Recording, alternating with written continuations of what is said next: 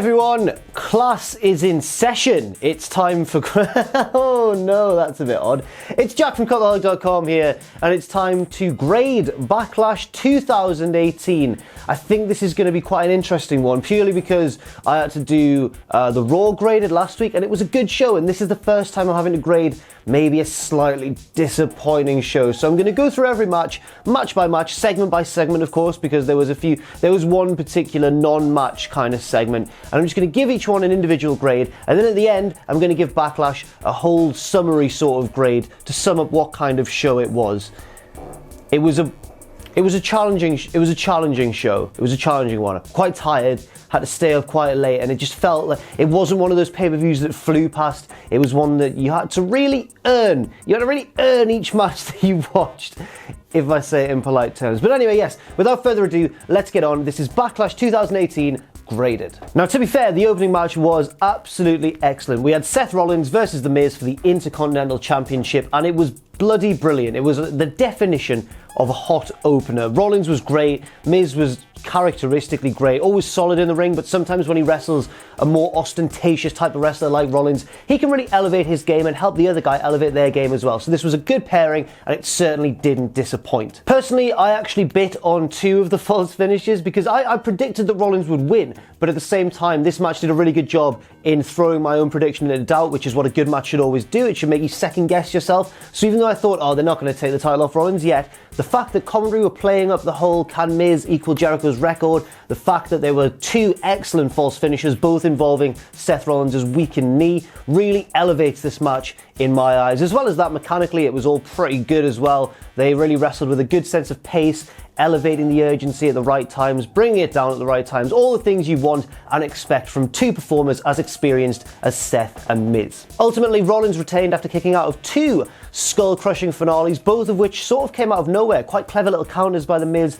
At one point, Rollins went for the curb stomp off the top, but Miz evaded it, but eventually Rollins was able to get a normal stomp, like not a one off the top, just a standard stomp, I guess we call it now, not a curb stomp, and picked up the victory. Congratulations, Rollins. Congratulations, Miz, as well, because both guys put on a wonderful match, and I'm giving this one an A. An easy A. It's just a solid A match. Good stuff. Good start to the show. The only way is up, right?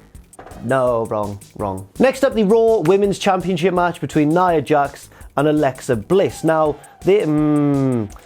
mixed feelings on this one, to be honest. I thought the opening stages of the match were a little bit sloppy. There was a weird sort of, I don't know if it was intentional, if it was just them covering for their own mistakes, but they seemed to repeat the same spot a lot of times where Nia would like cart Alexa across the ring by her hair and then splash her in the corner, but they did it like a few times and it seemed a little bit off. It was either an ill-advised sort of sequence to put in the match, or it was just them covering for an earlier miscommunication, or one of them had forgotten what they were supposed to do next. But they wrestled things back on track as the match progressed, and eventually the right thing happened. Nia Jax was able to win. Alexa Bliss did a decent job as well, healing it up, even though it seemed a little bit telegraphed in terms of storytelling. She was going like, oh, you're a bully, bullies never win, because Alexa's been pretending, obviously, that Nia's the bully, but eventually Nia did pick up the victory. I felt a little bit confused about this, because Nia went, I think, 2 or 3 times for that second rope Samoan drop that she did at WrestleMania, but couldn't get it, and then just went with a standard Samoan drop instead. So I found that a little bit curious, but at the same time, there was nothing particularly offensive in this match. I just need to talk a little bit about the post-match promo. Now, the post-match promo for me, it didn't drag the whole thing down an entire grade, but it dragged it down a semi-grade. I was going to give this a C+, I'm instead giving it a C, just because that post-match promo, as nice as it was and as positive as the message was a little bit too hammered home for me. I understand that there's loads of kids watching and they need to really, project the whole be a star, don't be a bully kind of thing that they're doing, which is really admirable. I enjoy it, but at the same time, there's a certain thing, isn't there, in fiction or in storytelling called show, don't tell, and this was very much a case of telling, not showing. Nia just got on the mic and basically rammed home the message of the story, and it was a little bit too straightforward for my liking. I'd have enjoyed it if they just let it happen and they just demonstrated that bullies don't win by having Alexa lose. She was in tears after the match. Of course she was the loser. I don't think we needed Nia to get on the mic afterwards and kind of almost gloat if it wasn't for sort of the positive message she was spreading. but it took away from the match a tiny bit for me. But as I say, I'm giving it a C overall. Next up, Randy Orton versus Jeff Hardy for Jeff's United States Championship, a match I had quite unfairly predicted would be the worst on the show because of, I think, the quite lackluster Jeff Hardy versus Jinder Mahal title defense we saw at the Greatest Royal Rumble. Ultimately, this match was actually better than that one, and I think probably better than I anticipated overall. I thought that it was just a decent sort of pay-per-view, middle of the show match between two very experienced guys. It was a bit clunky in parts. Both guys are sort of advancing in age, and I don't think their styles particularly mesh too well either. Randy's obviously very crisp and smooth, whereas Jeff goes for the higher spots but is a little bit ragged at times, but obviously does the more exhilarating things. So it was a strange blend of styles, but it worked okay.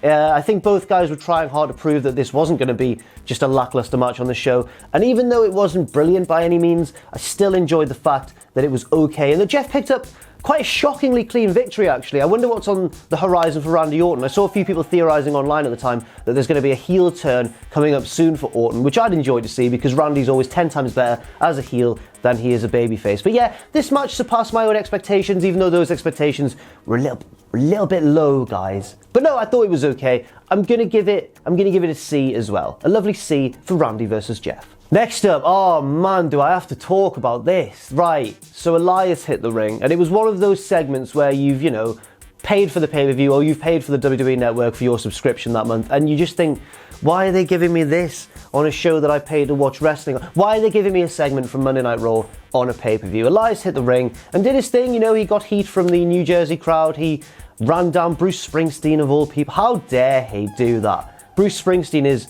from what I can gather, New Jersey's favourite son, apart from Snooki and The Situation. I've just realised I called Snooki one of New Jersey's favourite sons there. Favourite daughter as well. There was no snidey comment intended there. But Elias hit the ring, did his whole, oh, walk with Elias, I'm going to sing you a song now, and they all went boo. And it was nice to see Elias' skill in turning a smarky pro-heel crowd against him, just with good old school heelish tendencies. That was nice to see. But overall, this segment was a drag to watch. I was really struggling at this point.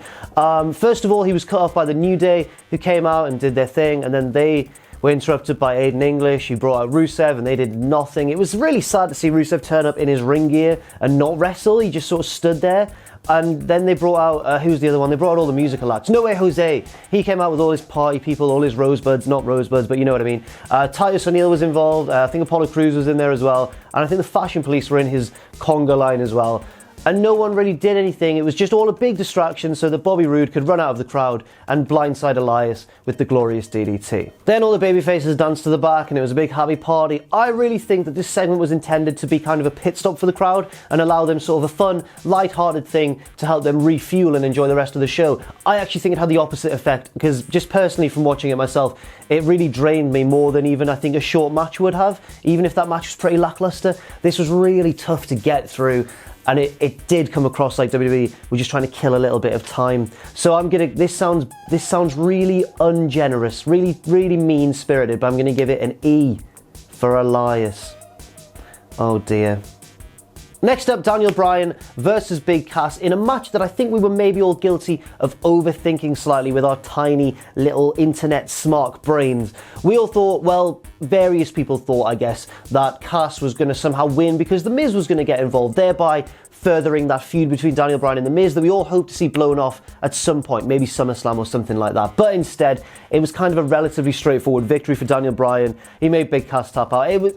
It was pretty much what you'd expect to see if you knew that this was going to be a straightforward sort of match. There was nothing spectacular going on here, and you got a sense that there was a bit of a confused crowd because everyone's delighted, of course, still to see Daniel Bryan back in the ring. And for the next few months after his return, every single Daniel Bryan match is going to be treated the same. But at the same time, this wasn't the match that we wanted to see. Big Cass, whether it's his fault or the promos that he's been given, whether it's their fault, for some reason just hasn't clicked since his return. He's been attracting a lot of criticism, and I just didn't feel like this match really benefited either guy too much. It was nice to see Daniel Bryan get the win, and I was going to give this a C grade or a C minus maybe because it was a little bit short, but instead I'm going to give it a D plus, and I'll tell you why. It's because the feud continued. Why did Big Cass jump Daniel Bryan after the match? Why couldn't he just have taken his defeat, moved on to someone else, and maybe picked up a win against a lesser opponent on the card? Instead, Daniel Bryan picked up the win, then Big Cass jumped him, and it looks like we might get Daniel Bryan versus Big Cass 2. So a D+. It's not really what we wanted to see, but on the positive side, it wasn't too bad a match, and Daniel Bryan's back still, so hooray for that, I guess. Hooray. If this match had a sound effect, it would be like a limp, ironic party popper, like a... Next up, Charlotte Flair versus Carmella for Carmella's SmackDown Women's Championship. And just thinking back to what happened in this match, I can't remember a lot of it. It was that sort of match. The crowd had their energy sapped by that Elias segment, and then maybe the fact that Big Cass jumped Daniel Bryan after Bryan's big feel-good win by this stage of the night. And I feel bad for Carmella and Charlotte Flair. The crowd went dead. Now, no matter what both women tried, Carmella was really healing it up. She was sticking her tongue out and going woo and all that sort of basic heel stuff, but stuff that would usually rile up a normal wrestling crowd. No matter what they tried, the crowd reacted to very little. And even though crowd reaction isn't the only factor in the quality of a match, it certainly is a big factor. And the fact that there was no crowd reaction at all, I think, really hurt this bout. Also, I have to question the booking a little bit. Although there was nothing horrible in this match, it was just a bit middle of the road and bland for the most part. I just felt as though they needed to find a cleverer way for Carmella to win. She rolled up Charlotte fairly clean, like there was no overall sort of heelish win for her, like the Riot Squad didn't get involved, for example, which I was almost positive was going to happen. Not the Riot Squad, the Iconics, that's who I meant. The Iconics didn't even get involved, which I was almost positive was going to happen. Instead, Carmella just got to roll up on her own and won the match.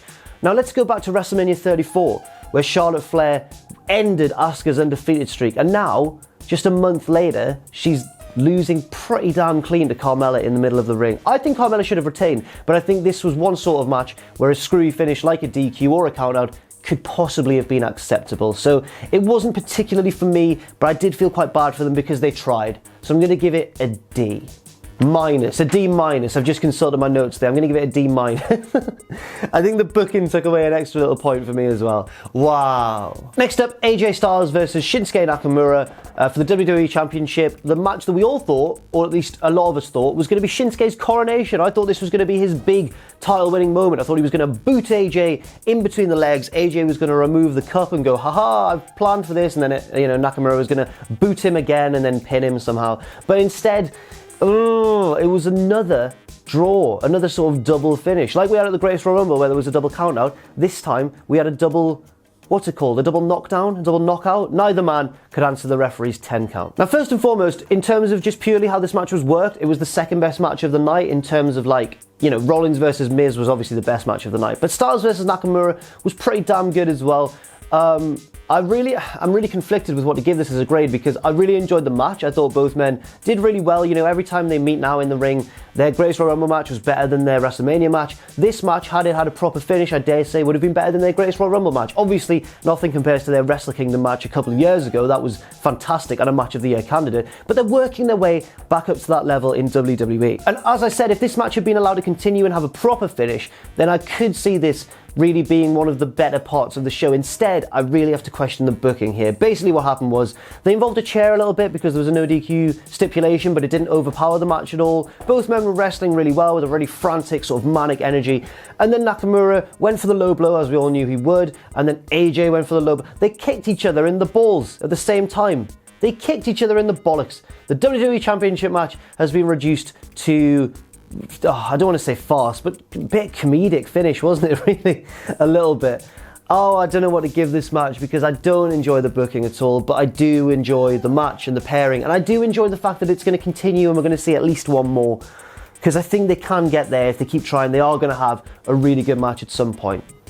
It's getting a C. I'm going to give it a C. Next up, oh no, right, if the Elias segment was a bit of filler, this was also filler, despite being disguised as a proper match. This was Kevin Owens and Sami Zayn versus Braun Strowman and Bobby Lashley. And now, let me say, when you hear the grade I give this at the end of this little segment, you might think, oh, that's a bit harsh, Jack, they didn't do that badly, and they didn't at all. I'm a fan of all four men. I know I said all three men there. I'm a fan of Lashley as well. I think he's decent, but I'm especially a fan of Owens, Zayn and Strowman. They are three of my favourite guys on the roster right now. And no one in this match did anything particularly wrong. Lashley looked like a monster. Strowman also looked like a monster. Lashley got the pinfall, which was nice to see for him because he needs something. He's just sort of come into WWE and being like, oh, I'm back. Gets straight into that tag team division U, and it's like, what's going on? At the same time, oh man, this couldn't have seemed more like filler if it had tried. I mean, People may argue, you know, there was a story here. Sami Zayn and Kevin Owens turned on each other. Zayn tried to run away. Owens threw him back in. Zayn slapped him in the face and left and basically threw his best friend to the wolves, and Kevin Owens was easily defeated by the two larger men.